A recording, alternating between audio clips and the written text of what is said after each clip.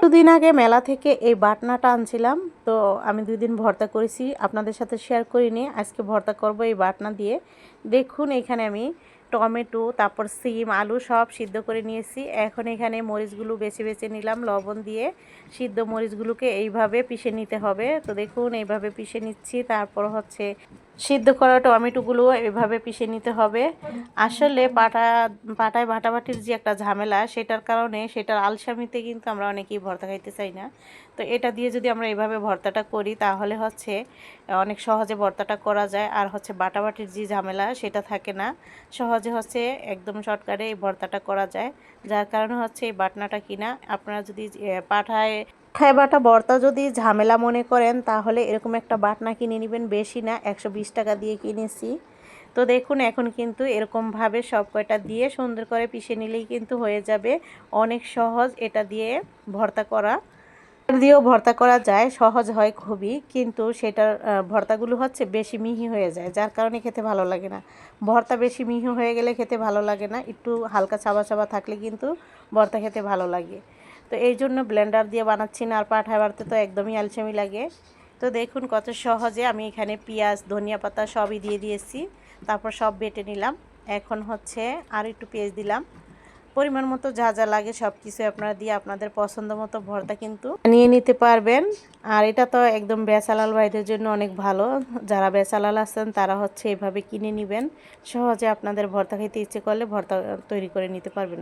কোনো বাটাবাটির ঝামেলা থাকবে না, কিচ্ছুই থাকবে না। এরকমভাবে আপনারা হচ্ছে একটা 120 টাকা বা 100 টাকা দিয়ে হচ্ছে এরকম একটা বাটনা কিনে নেবেন।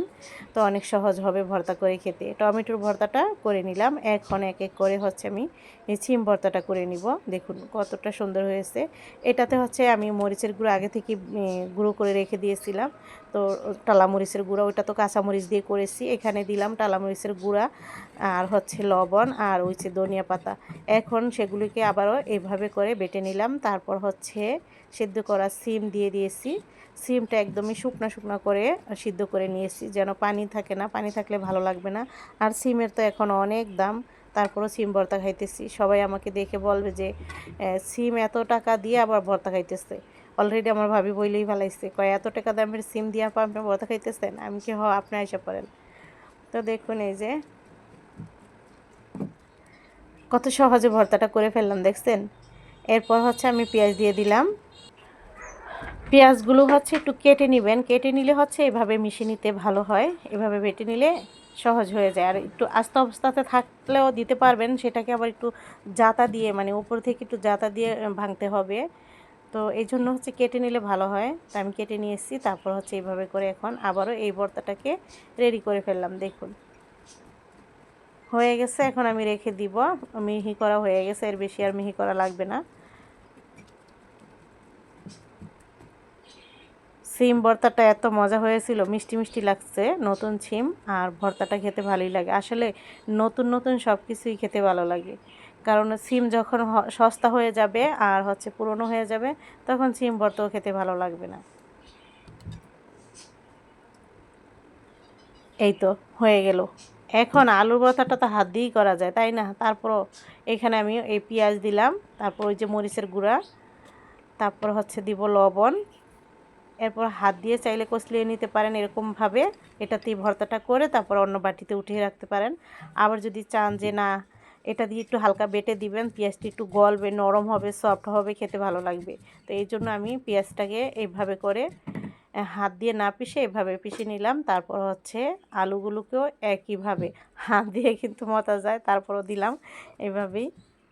আলু ভর্তাটা বানানো নিয়ে কোনো সমস্যা নেই, হাতেই সুন্দর করে বানানো যায়। যাই হোক, যেহেতু আমি এটা দিয়ে কাজ করতেছিলাম, তো ভাবলাম এটাতেই বানিয়ে ফেলি। দেখুন কত সহজে কিন্তু আমি বানিয়ে ফেলছি। আলুগুলো হচ্ছে ঠান্ডা হয়ে গেছে, গরম গরম অবস্থাতে মাথা দিলে অনেক ভালো হয়। যাই হোক, এইখানে যদি মনে করেন যে মিশ হচ্ছে না, দু একটা দানা দানা থেকে যাচ্ছে, তাহলে করবেন কি, এটা দিয়ে আবার এরকমভাবে একটু এই বেটে নেবেন, তাহলে কিন্তু হয়ে যাবে। এই যে হালকা হালকা করে এরকমভাবে আমি করে দিচ্ছি। এখন সুন্দর মতো সব কয়টা দু একটা দানা দানা ছিল সেগুলো কিন্তু ঠিক হয়ে গেছে, হাত দিয়ে ডলি নেই। এইভাবেই করে নিয়েছি, সহজ হয়েছে। আর তেল দিয়ে দিলাম। এখন ভালো করে মিশিয়ে তারপর হচ্ছে রেখে দিব। তো হয়ে গেল সহজেই কিন্তু 3 পদের ভর্তা বানানো। আলুর ভর্তাটা তো অনেক ভালো হয়েছিল। আর এই তো এখন আমি বাটিতে রেখে দিলাম আর এইভাবে কাচিয়ে নিয়ে তারপর হচ্ছে দিলাম। দেখুন কতটা সুন্দর, পানির ঝামেলা নাই, কিচ্ছু নাই, কোনো সমস্যা নেই। এভাবে করে কিন্তু আপনারা এই বাটনার সাহায্যে ভর্তা করতে পারবেন।